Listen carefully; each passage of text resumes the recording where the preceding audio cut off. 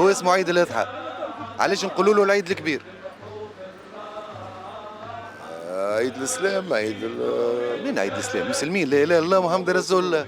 هو اسمه عيد الاضحى بالعربي. علاش بالتونسي نقولوا العيد الكبير؟ علاش بالتونسي نقولوا العيد الكبير؟ عيد صغير وعيد كبير. شهر رمضان، شهر الوزيد وعيد الكبير. بدعوا سيدنا ابراهيم عليه الصلاه والسلام باش ولا عيد الكبير، يقولوا له عيد الكبير، خاطر كان ماشي يذبح ولده وحي في المنام، قال له جاء قال له يا ولدي راني ماشي نشر عليك، قال له يا كيما نقولوا بلغتنا احنا دير يا بويا اللي تعمل انت مبروك. هو جاي يذبح فيه، تقلبت الموسى، تنفذ سيدنا ابراهيم التالي يلقاه كبش، قال له اني افديتك بكبش عظيم على عيد الكبير. هكا هو عليه السماء وهو ولدي عيد الكبير. الفخار الزمني. يوم اللي عطاتنا الدرس اول عمل.